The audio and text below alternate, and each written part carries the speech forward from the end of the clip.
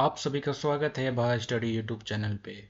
तो आज हम लोग देखेंगे एनसीईआरटी क्लास 11 का chapter 9 solar radiation, heat balance and atmosphere. तो सबसे पहले देखेंगे सोलर रेडिएशन होते क्या है। तो सोलर रेडिएशन क्या है? सिंपली जो सोलर से जो हीट लाइट एनर्जी आती है, insolation that coming from the sun, it's called solar radiation. यही ठीक ना, क्योंकि ये सन से रेडिएट आउट हो रहे हैं तो इसी को सोलर रेडिएशन बोलते हैं। और ये जो आ रहे हैं इसी को इनकमिंग सोलर रेडिएशन, ये जो यहाँ से रेडिएट आउट हुए सन से, ये हमारे सन है तो इसको सोलर रेडिएशन बोलते हैं। और ये जो अर्थ की ओर आ रही है, अर्थ की ओर आ रही है, इसी को इनकमिंग सोलर रेडिएशन बोलते हैं। और in short it is called insulation. तो इसी को इंसुलेशन बोलते हैं। तो ये जो सोलर रेडिएशन है, ये जो आ रही है, ये वेरीज करती है रेवोल्यूशन ऑफ द अर्थ। मतलब जब अर्थ इसके चारों ओर घूमेगी तो उसको ये जो इंसुलेशन आ रही है ये वेरी करेगी। तो कैसे वेरी करती है? तो देखिए, जब ये दूर रहेगा, जब अर्थ दूर रहेगी सन से, तो उस स्थिति को या द पोजीशन को क्या बोलते हैं? एपीहिलियन बोलते हैं। ठीक, ये आपका एपीहिलियन है। ये आपका एपीहिलियन है, अवे फ्रॉम द अर्थ, मतलब sorry, away from the sun. The maximum distance, ठीक ना, maximum distance between sun and the earth is called aphelion. और यही वही जगह यहाँ पे अर्थ रहेगा तो ये आपका हो जाएगा perihelion, nearest nearest to the sun. तो ये दो पोजीशन है कि जब घूमेगी तो आपका सोलर रेडिएशन वेरी करेगा। क्योंकि ये दूर रहेगी तो सोलर रेडिएशन को ज़्यादा ट्रैवल करना पड़ेगा, तो ज़्यादा ट्रैवल करने से ये ज़्यादा हीट लॉस होगा। ज़्यादा हीट लॉस होगा तो इंसुलेशन जो अर्थ पे पहुंचेगी वो लेसर होगी, मतलब कम पहुंचेगी। और उसी जगह जब अर्थ नज़दीक रहेगी तो यहाँ पे कम ट्रैवल करना पड़ेगा सोलर इंसुलेशन को, तो वो ज़्यादा हीट अप करेगी अर्थ को, ठीक ना। तो यहाँ मोर एनर्जी रिसीव होगी। तो कुछ कंडीशन समझते हैं कि अभी देखिए कि ये हमारा एपीहेलियन पोजीशन है, ये हमारा पेरीहेलियन पोजीशन है। नियरेस्ट मतलब ये हमारा नियर है और ये हमारा फार है। तो देखिए यहाँ कुछ डेट लिखे हुए हैं, थोड़ा सा कंफ्यूजन लगेगा आपको कि जब हम लोग इतने दूर हैं तो फिर जुलाई, ठीक ना। तो अब दूर है, ठीक ना, हम लोग दूर है तो फिर इंसुलेशन तो कम आ रही है, ठीक। लेकिन फिर भी हम लोग इतना ज़्यादा, मतलब हमारे यहाँ समर समर सीजन क्यों आता है? ये एक सिचुएशन है, मतलब सोचने वाली बात है कि नहीं, कि इतना दूर है फिर भी हमारे यहाँ इतने ज़्यादा सनरेज कैसे आ जाते हैं कि हमारे यहाँ समर सीजन पहुंच जाते हैं। जुलाई जुलाई में क्या, स्पेशली समर ही होती है नॉर्दर्न में, ठीक ना। नॉर्दर्न हेमस्फेयर पे स्पेशली समर होती है। तो होती क्यों है? क्योंकि क्योंकि अर्थ ना हमारे सीधे रोटेट नहीं करते, मतलब ये इस तरह नहीं है, बल्कि ये इस तरह रोटेट करते हैं, ठीक। ये एक्सिस पे, या फिर अच्छा इधर से, ठीक ना, इधर से रोटेट करते हैं। 23.5 एक्सिस पे वो रोटेट करते हैं। जो अर्थ है वो 23.5 एक्सिस पे रोटेट करते हैं। तो होते क्या है कि जब हम लोग दूर रहते हैं तो मैक्सिमम जो सनरेज है वो आपके नॉर्दर्न हेमिस्फीयर को पड़ते हैं, ठीक ना, जब हम लोग दूर हैं। देखिए ये जो पार्ट है ये नॉर्दर्न हेमिस्फीयर है आपका, ये पार्ट है नॉर्दर्न हेमिस्फीयर। और ये फेस कर रहे हैं टुवर्ड द सन, मतलब मैक्सिमम जो सोलर इंसोलेशन है वो नॉर्दर्न हेमिस्फीयर को मिलेगा। तो इसीलिए हमारे यहाँ समर सीजन होते हैं जब हम लोग दूर रहते हैं सन से। और उसी का ऑपोजिट जब हम लोग नज़दीक रहते हैं तो नज़दीक होते क्या है कि जो सादर्न हेमिस्फीयर है वो आपका नज़दीक हो जाते हैं सन के, मतलब सन के ओर फेस करते हैं। इसलिए ये लोग के यहाँ क्या होंगे, साउदर्न हेमिस्फीयर पे जैसे ऑस्ट्रेलिया हुआ तो वहाँ पे समर हो गया, और हम लोग के यहाँ विंटर, क्योंकि हम लोग दूर हो गए, ठीक ना। ये सूरज सन से हम लोग दूर हो गए तो हमारे यहाँ कोल्ड सीजन मतलब विंटर आ जाएगी। तो आपने कभी सुना होगा कि ऑस्ट्रेलिया का जो विंटर रहता है वो सीवियर विंटर, मतलब बहुत ज़्यादा होते हैं विंटर। इंडिया से भी कई मतलब कई ज़्यादा ठंडा लगता है, क्योंकि ऑलरेडी इतना दूर है हम लोग। और वो लोग सन से भी दूर है, मतलब जो सनरेज आ रही है उससे तो उससे भी दूर है, और ये जो डिस्टेंस है बिटवीन सन एंड अर्थ ये भी दूर है, तो इसलिए यहाँ पे सीवियर विंटर होती है। और यहाँ पे हम लोग के यहाँ थोड़ा कम होती है, क्योंकि हम लोग ये डिस्टेंस कम हो जाती है, जो सन और अर्थ के बीच में जो डिस्टेंस रहती है वो कम होती है, इसलिए हमारे यहाँ उतना जोड़ का ठंडा नहीं लगती जितना ऑस्ट्रेलिया पे लगती है, मतलब सदर्न हेमिस्फीयर पे लगती है। तो हमारा नेक्स्ट देखेंगे variability of the insolations at the surface of the earth, मतलब अर्थ के सरफेस पे जो सन रेज आ रही है वो वेरी कैसे करती है। तो हम लोग देखते हैं insolations variability of insolations at the earth surface, ठीक ना। तो हमारा पहला कंडीशन है जो कि है rotation of the earth. Rotation of the अर्थ कैसे वेरी करता है इंसुलेशन को। मान के चलिए हमारा अर्थ है, ये हमारा सन है, तो सन से इंसुलेशन आ रही है, तो एक जगह को हिट कर रही है, ठीक ना। यहाँ जैसे यहाँ हीटअप हो रही है, तो रोटेशन होने के कारण ये जगह चेंज हो जाएगी, ठीक। मतलब अब यहाँ जो हीट हो रही थी वो रोटेशन होके यहाँ हिट होगी, ठीक ना। ये जो रेडिएशन आके यहाँ हिट करेगी, तो इस तरह से एक जगह से दूसरा जगह पहुंच गया, तो ये भी आपका इंसुलेशन वेरी हो गया, ठीक ना। तो हमारा नेक्स्ट है जो कि है angle of inclination of sun rays.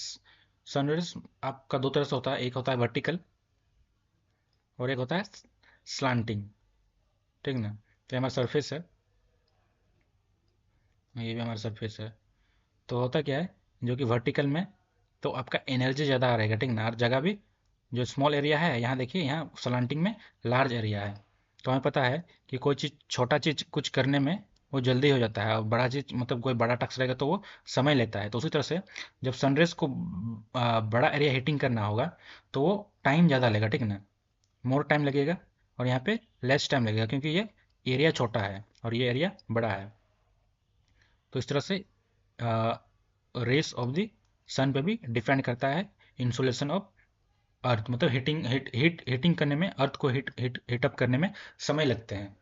तो हमारा नेक्स्ट है लेंथ ऑफ द डे। हमारा थर्ड कंडीशन जो है वो है length of the day. Length of the day कैसे करते हैं कि हमें पता है समर में क्या होता है, मान के चलिए समर है, ठीक ना, समर सीजन। हमें पता है कि जो डे होता है समर में वो लंबे होते हैं इन कंपेरिजन टू विंटर। तो अगर डे लंबा होगा तो सनशाइन ज़्यादा रिसीव होगा अर्थ को, ज़्यादा रिसीव होगा तो अर्थ ज़्यादा हीट होगा, ठीक ना। और ज़्यादा हीट होगा तो उसी तरह से विंटर में कम सन रेज, मतलब दिन, हमें पता है कि विंटर में दिन छोटे हो जाते हैं,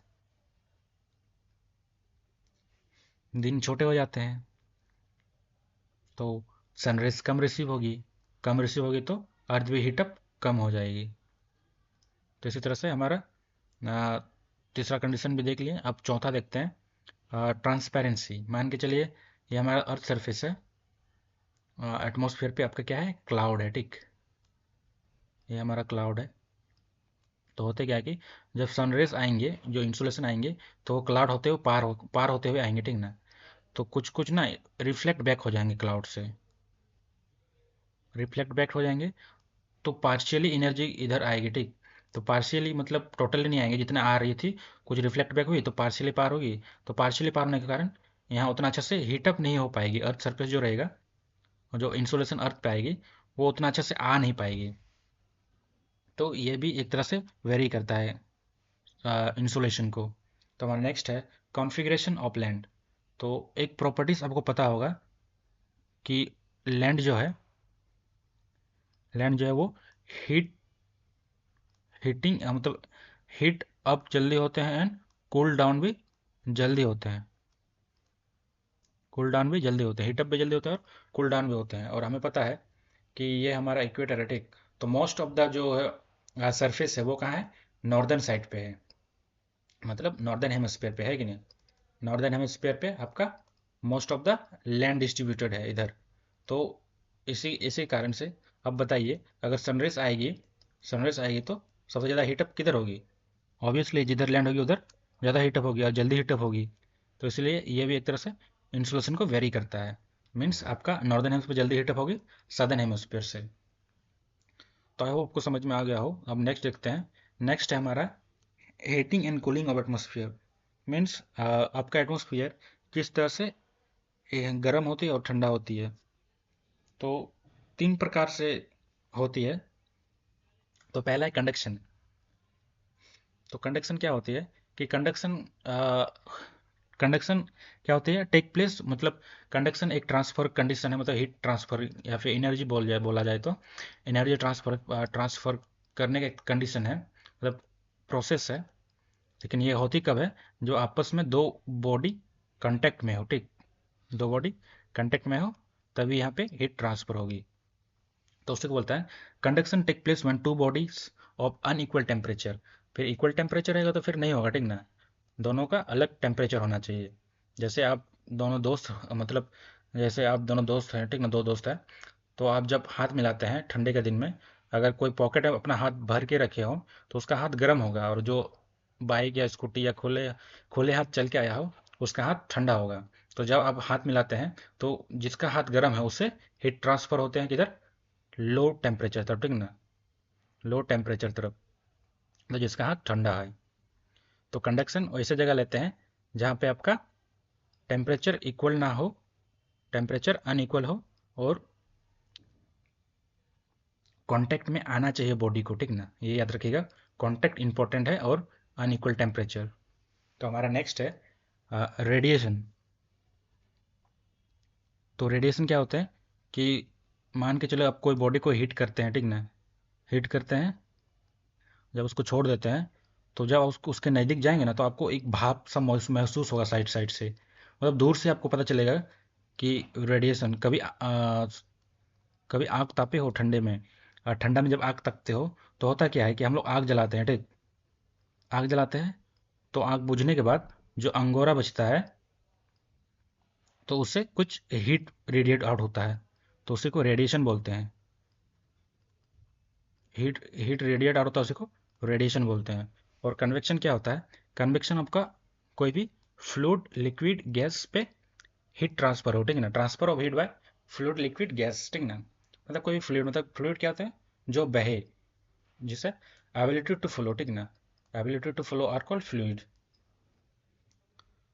तो किस तरह से होता है आपका कंडक्शन से, किस तरह होता है कि जब आपका सरफेस, मतलब अर्थ सरफेस से जो हवा टच करते रहती है तो वो गर्म हो जाएगी, ठीक।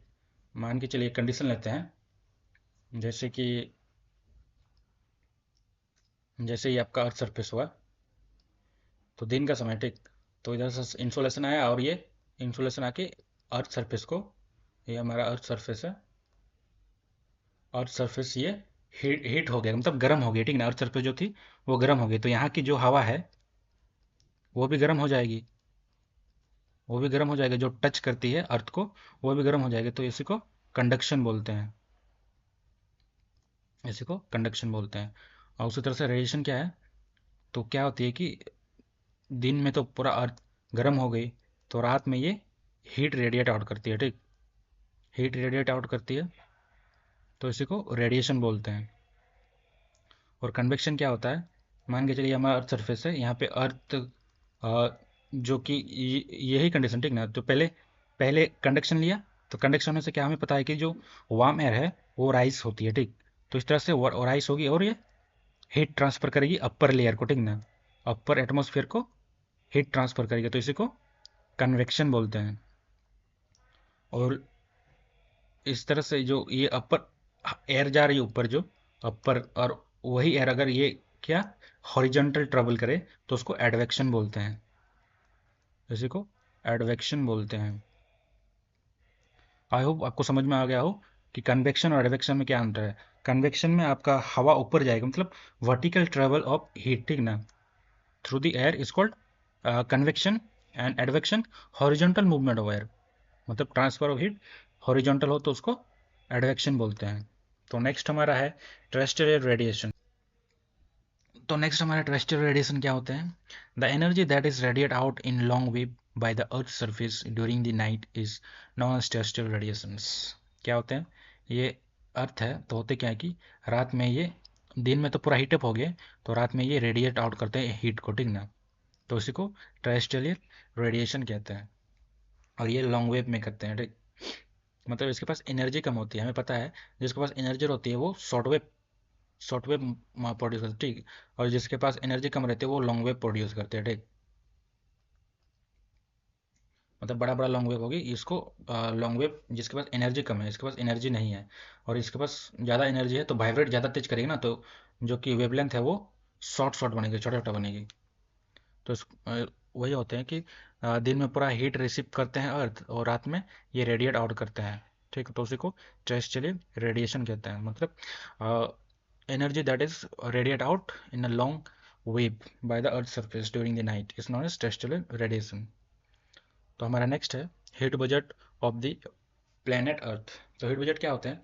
सिंपली अभी देखिए कि जो इंसोलेशन आए, ठीक, जो इंसोलेशन आए, अगर वो रेडिएट आउट नहीं हुए, जितने आए उतना रेडिएट आउट नहीं हुए, तो ऑब्वियसली हमारा जो अर्थ का टेम्परेचर है वो बढ़ जाएगा, है कि नहीं? Increase, it will increase. तो इसलिए हीट बैलेंस वही है कि इंसोलेंस, जो insolation coming, the amount insolation coming should be equal to terrestrial radiations, ठीक ना? मतलब जो अर्थ रेडिएट आउट कर रहा उसे इक्वल होना चाहिए, नहीं तो जो global mean temperature of the अर्थ है वो बढ़ जाएगा अगर ये बैलेंस नहीं होगा तो मान के चलो यहाँ दिए हुए हैं कि मान के चलो पूरा 100 यूनिट्स है, ठीक, मतलब ये करते कैसे हैं, देखिए वहाँ दिया हुआ है। मान के चले यहाँ 100 यूनिट है, मतलब जो सूरज से जो सन से जो रेडिएशन आ रही है वो 100 यूनिट्स है। तो होते क्या कि 35 units reflect back by the space, मतलब जो स्पेस में था बिफोर रीचिंग द सरफेस, ठीक ना? स्पेस में था, मतलब ये हमारा अर्थ है, तो यहाँ जो बादल उदल सा था वो सबसे रिफ्लेक्ट होके गया, ठीक ना? मतलब बिना कुछ अर्थ सरफेस पहुंचे, अर्थ सरफेस पहुंचा ही नहीं, अर्थ सरफेस पहुंचा ही नहीं। तो 27 यूनिट्स क्या से रिफ्लेक्ट बैक हुए? टॉप क्लाउड से, मतलब जो बादल थे उसे रिफ्लेक्टेड हुए, और जो पहुंचे और कुछ पहुंचे अर्थ सरफेस, अर्थ सरफेस पहुंचे नहीं, मतलब स्नो कवर जो था उससे रिफ्लेक्ट हुए 2 यूनिट्स, और जो 6% थे वो स्कैटर्ड हो गए यहीं एटमॉस्फेयर से, क्योंकि हमें पता है कि यहाँ एटमॉस्फेयर में वाटर वेपर प्रेजेंट रहते हैं, ठीक ना? तो वो स्कैटर्ड हो गए, तो वहाँ पर चले गए। तो टोटल आपका ये सब जोड़ के ये आपका हो गया 35 यूनिट्स। तो अर्थ को रिसीव हुआ कितना? Remaining 65 units. तो 65 यूनिट्स में भी 14 यूनिट्स ऑब्जर्व करती है एटमॉस्फेयर। इसके नीचे जो ये डायरेक्ट रिफ्लेक्ट बैक है, तो कुछ ये भी ऑब्जर्व करिए क्लाउड भी, कुछ तो रिफ्लेक्ट बैक डायरेक्ट की बिना ऑब्जर्व किए, ठीक ना? जो बिना ऑब्जर्व किए रिफ्लेक्ट बैक हुए आपका, चाहे आइस कवर से हो या फिर क्लाउड कवर से, तो उसको ही बोलते हैं एल्बिडो। मतलब विदाउट यूटिलाइजेशन, कुछ भी यूटिलाइजेशन ना हो, ठीक ना? Without utilisation of insolation that is reflected back by the earth is called the albedo of the earth, उसको एल्बिडो बोलते हैं। कुछ भी यूटिलाइजेशन ना हो, डायरेक्ट जो सन इंसोलेशन आया सन से, वो डायरेक्ट बिना यूटिलाइजेशन के रिफ्लेक्ट बैक हो गए, तो उसको एल्बिडो बोलते हैं। तो अब रिमेनिंग वाले 65 को समझते हैं। तो रिमेनिंग 65 क्या होते हैं कि 65 में से 14 यूनिट जो है वो आपका एटमॉस्फेयर ऑब्जर्व कर लेते हैं, ठीक ना? क्योंकि हमें पता है जैसे कार्बन डाइऑक्साइड, नाइट्रोजन गैस मिलते हैं ना, तो उसी और फिर आपका वाटर वेपर हो गया, तो ये सब गैस 14 यूनिट जो है वो ऑब्जर्व कर लेते हैं, ठीक, एटमॉस्फेयर में है ये सब, तो ये ऑब्जर्व कर लेते हैं। और 51 यूनिट्स अर्थ को, मतलब अब सरफेस में 51 यूनिट पहुंचते हैं, कितना में से? 100 में से आपका 51 यूनिट्स पहुंचते हैं, जो कि अर्थ सरफेस को हीट करते हैं। ये आपका अर्थ सरफेस पे आया कितना? 51 यूनिट। तो क्या होता है, दिन में 51 यूनिट रिसीव करते हैं, तो जब रात आती है तो ये बॉडी तो हीट हो गई पूरा दिन में। तो हमें पता है कि कोई भी बॉडी अगर हीट हो तो वो हीट रेडिएट आउट करेगा जब भी उसका सरफेस, मतलब आसपास की टेम्परेचर कम हो जाए। तो एट नाइट ये रेडिएट आउट करेगी सेम जितना ऑब्जर्व किया, कितना? 51, तो 51 यूनिट ही रेडिएट आउट करेगा, ठीक। तो इसी को हीट हीट बजट बोलते हैं। मतलब amount of heat receive in the form of insolation equal to the amount lost by the earth through terrestrial radiation. Terrestrial radiation क्या है? जब रात में अर्थ रेडिएट आउट करती है हीट, उसी को टेरेस्ट्रियल रेडिएशन बोलते हैं। तो आइए देखते हैं हमारा नेक्स्ट क्या है। नेक्स्ट हमारा टेम्परेचर। तो टेम्परेचर होते क्या है? Temperature is measurement in degree of how hot और cold is the body. Temperature कुछ नहीं है, बस एक मेजरमेंट करने का डिग्री, मतलब एक मेजरमेंट स्केल है, ठीक, कि आपका बॉडी कितना हॉट और कोल्ड है। तो ये टेम्परेचर भी डिपेंड करता है कुछ फैक्टर्स पे। तो देखते हैं कि the temperature of air at a place, any place is influence by, मतलब कुछ सर्टन जगह, कोई प्लेस पे किस तरह से टेम्परेचर वेरी करती है, मतलब डिफरेंस डिपेंड करती है। तो हमारा सबसे पहले है जो फैक्टर है वो है लेटीट्यूड ऑफ ए प्लेस। तो लेटीट्यूड ऑफ ए प्लेस कैसे करती है, मान के चलिए ये हमारा इक्वेटर है, ठीक, ये इक्वेटर है, ये हमारा ट्रॉपिक ऑफ कैंसर, ये हमारा पोल है। इसी तरह से ट्रॉपिक ऑफ कैप्रिकॉन, ये हमारा पोल है। तो हमें पता है कि सनराइज डायरेक्ट यहाँ आती है, ठीक। उसी तरह से जिस तरह इधर पोलवर्ड होते जाएंगे तो सनरेज हमारा स्लांटिंग होते जाती है। ये हमारे सन रेस है यहाँ, ठीक ना, सन रेस आ रही है तो स्लांटिंग होते जा रही है। तो आपका लेटीट्यूड जिस तरह, ये हमारा लेटीट्यूड है ना, ये 0 डिग्री लेटीट्यूड हो गया आपका, ये 23.5 डिग्री लेटीट्यूड हो गया, उस तरह ये 90 डिग्री लेटीट्यूड हो गया आपका। तो जिस तरह आप बढ़ते जाएंगे इक्वेटर से पोलवर्ड, तो उसी तरह से आपका जो टेम्परेचर है वो डिक्रीज होते जाएगी, क्योंकि इंसुलेशन डायरेक्ट नहीं रिसीव हो रही ना, क्योंकि ये स्लांटिंग वे पे रिसीव हो रही है। और हमने देखा कि अगर सरफेस एरिया बढ़ते हैं, ये सरफेस एरिया बढ़ रहे हैं, तो हीटिंग भी कम होगी, और यहाँ पे हीटिंग ज़्यादा होगी, क्योंकि ये जो डिस्टेंस है और यहाँ जो सनराइज रिसीव हो रही है वो एरिया छोटी है, और हीट जल्दी कर पाएगी। और इसमें क्या होती है कि जो सरफेस एरिया है वो बड़ी हो जाती है, और जो डिस्टेंस जो ये इंसुलेशन ट्रेवल कर रही है, तो ये लंबा कर रही है यहाँ से, ठीक ना, इक्वेटर से ये लंबा डिस्टेंस ट्रेवल कर रही है इधर, ठीक। तो हीट लॉस भी ज़्यादा होगा, जिसको डिसिपिएशन की क्या बोलते हैं कुछ इसी तरह से, अभी याद नहीं आ रहा था अच्छे से। वही हीट लॉस मतलब अधिक होगी, जितना ज़्यादा डिस्टेंस ट्रेवल करेगी उतना ज़्यादा हीट लॉस होगी। तो हमारा नेक्स्ट है the altitude of a place, मतलब जिस तरह से हाइट आपकी बढ़ेगी उसी तरह से आपका टेम्परेचर ड्रॉप होते जाएगा, ठीक ना। As height increase temperature drops. तो इसको क्या बोलते हैं, नॉर्मल लेफ्ट साइड भी बोलते हैं ना, नॉर्मल लेफ्ट साइड भी बोलते हैं, कि जिस तरह से आपका हाइट बढ़ेगा उस तरह से टेम्परेचर में गिरावट दिखने मिलेगी। तो उसी तरह से हमारा नेक्स्ट फैक्टर जो है डिस्टेंस फ्रॉम द सी। अगर आप सी के नज़दीक रहेंगे तो वहाँ पे उतना, मतलब टेम्परेचर उतना वेरी नहीं करेगा, ठीक। टेम्परेचर जो डाई यूरेनल टेम्परेचर रहता है, मतलब दिन का जो सबसे हाई एंड सबसे लो, उतना वेरी नहीं करेगा, मतलब रेंज ऑफ जो टेम्परेचर रहेगा वो आपका ज़्यादा वेरी नहीं होगा डिस्टेंस फ्रॉम द सी से। क्योंकि जब आपका पूरा हीट होगा तो जो आपका मान के चलिए ये लैंड है, ये पूरा हीटअप होगा, तो जो समुद्र रहेगा, इधर समुद्र है तो इधर से आके वो मॉडरेट कर देते हैं, ठीक ना, टेम्परेचर को मॉडरेट कर देते हैं। तो हमारा नेक्स्ट है presence of warm and cold current. तो होते क्या है warm current and cold current, ये हमारा इक्वेटर है। तो जब हमारा कोई ओशन करंट, कोई भी ओशन करंट जब टुवर्ड पोल जाए तो उसको वार्म करंट बोलते हैं, ठीक। और जब पोल से इधर आए उसको कोल्ड करंट बोलते हैं। तो होते क्या है, मान के चलिए ये हमारा अमेरिका है, ठीक, ये हमारा अमेरिका है मान लीजिए, और ये हमारा यूरोप है, ये हमारा यूरोप है, ठीक।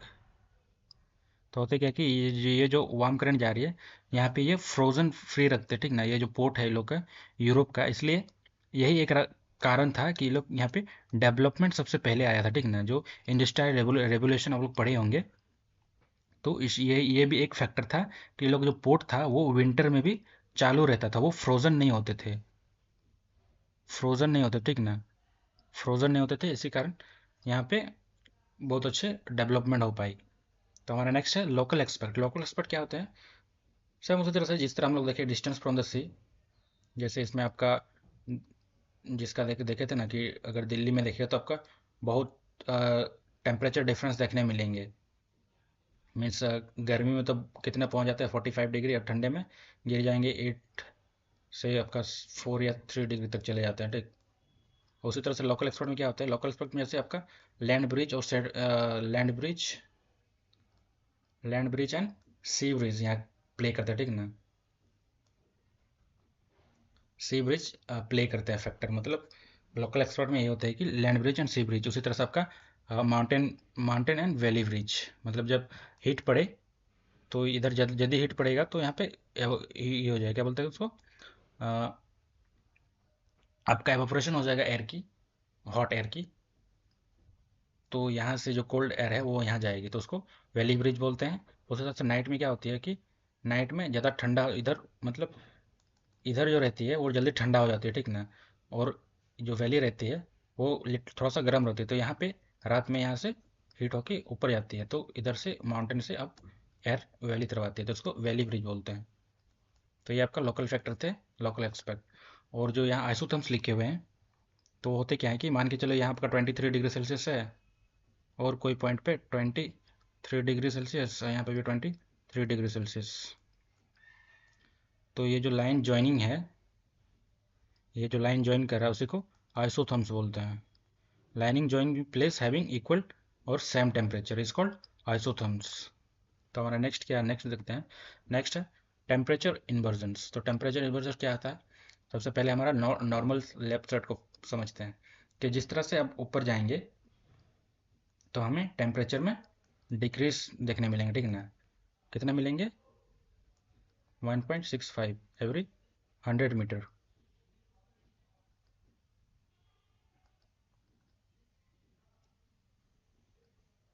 डिग्री सेल्सियस 1.65, सॉरी ये से नहीं, हम 165 मीटर पर 1 डिग्री सेल्सियस गिरने मिलेगा, ठीक ना। 165 मीटर में 1 डिग्री सेल्सियस हमें ड्रॉप देखने मिलेंगे। तो 1 किलोमीटर में कितना हो जाएंगे? 1 kilometre equal to 6.5 degree Celsius. ये आपका नॉर्मल स्लैब्स रेट है, मतलब जिस तरह से हाइट बढ़ेगी, अब 1 किलोमीटर पहुंचे तो 6.5 डिग्री का ड्रॉप हो जाएगी टेम्परेचर पे। तो इसी को आपका नॉर्मल स्लैब्स रेट बोलते हैं। तो इन्वर्जन टेम्परेचर में क्या होता है कि जिस तरह आप बढ़ेंगे, जिस तरह आप ऊपर जाएंगे तो टेम्परेचर भी बढ़ेगा, ठीक ना। भले कुछ हद तक बढ़े, मतलब एंटायर एटमॉस्फेयर में तो नहीं बढ़ेगा ना, क्योंकि एंटायर एटमॉस्फेयर आपका ऊपर आपका कोल्ड ही रहेगा, ठीक। तो ये आपका क्या है, जैसे ये आपका टेम्परेचर है, ठीक। ये आपका है टेम्परेचर हो गया, तो ये आपका हाइट हो गया। तो जिस तरह आपका हाइट बढ़ेगा,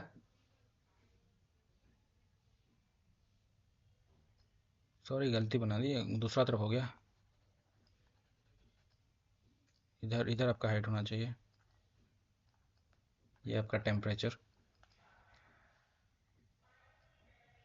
तो जिस तरह आपका टेम्परेचर बढ़ेगा, मतलब हाइट बढ़ेगी, उस तरह से टेम्परेचर घटेगी, ठीक ना। तो इसको क्या बोलते हैं? इसको बोलते हैं normal slabs rate, normal labs rate. जैसे ये हमारा जीरो है, ठीक ना, यहाँ पे 1, यहाँ पे 2, यहाँ पे 3, यहाँ पे 4। तो जिस तरह से हाइट बढ़ रही है, हाइट बढ़ रही है तो टेम्परेचर आपका घटते जा रहा है, तो इसको नॉर्मल स्लैब्स रेट बोलते हैं। उसी का अपोजिट, जब आपका ये आपका हाइट है, ये हमारा टेम्परेचर, तो जब आपका हाइट बढ़े तो टेम्परेचर भी बढ़े। तो देखिए ये हमारा हाइट है, तो हमारा हाइट बढ़ रही है, ठीक। तो हमारा टेम्परेचर भी बढ़ रही है, जैसे मान के चलिए 4, 5, 6। तो ये देखिए 6 बढ़ रही है ना। तो इसी को, और फिर आपका कुछ लेयर आके फिर, क्योंकि इधर तो एटमॉस्फेयर है ना, तो उतना ऊपर तक आपका ऊपर एटमॉस्फेयर पे ठंडे मिलेंगे, मतलब कुछ दूर तक आपको ऐसे टेम्परेचर इन्वर्जन देखने मिलेंगे, पूरा एटमॉस्फेयर पे देखने नहीं मिलेंगे। तो इसी को इन्वर्जन, टेम्परेचर इन्वर्जन बोलते हैं कि जब आप ऊपर जा रहे हैं, जिस तरह आपका हाइट बढ़ रहा है तो साथ में टेम्परेचर भी बढ़ रहा है, तो इसी को टेम्परेचर इन्वर्जन बोलते हैं, टेम्परेचर इन्वर्जन। तो ये सब देखने कैसे मिलेंगे? तो आइए समझते हैं कि टेम्परेचर इन्वर्जन कैसा होता है, ठीक। तो मान के चलिए ये एक हमारा मान के चलिए एक सिटी है। तो होते क्या है कि जब गाड़ी उड़ी चलते हैं आपका, जैसे ये आपका बिल्डिंग हुआ, ये आपका गाड़ी चल रही है, तो होते क्या है कि ये लोग मतलब गर्म हवा छोड़ते हैं, ठीक ना। एग्जॉस्ट आउट करते हैं वार्म एयर, तो होता क्या है कि वार्म एयर राइज कर जाते हैं, ठीक।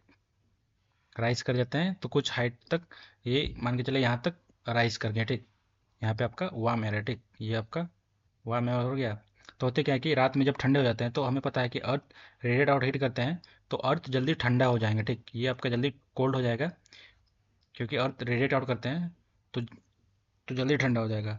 तो जब हम लोग उसी समय जब ऊपर जाएंगे तो हमें पता चलेगा कि ऊपर थोड़ा सा इधर से इधर थोड़ा वार्म है, मतलब रेडिएट आउट किए तो एटमॉस्फेयर है तो यहाँ थोड़ा सा वार्म मिलेगा, तो इसी को टेम्परेचर इन्वर्जन बोलते हैं क्योंकि इधर कोल्ड है आपका लेकिन जब हम लोग ऊपर जा रहे हैं तो टेम्परेचर बढ़ रही है, टेम्परेचर बढ़ रही है तो इसी को टेम्परेचर इन्वर्जन बोलते हैं। आई होप आपको समझ में आ गया हो, और कोई भी क्वेरीज हो या डाउट हो तो आपको कमेंट कर दीजिएगा, और थैंक यू फॉर वॉचिंग।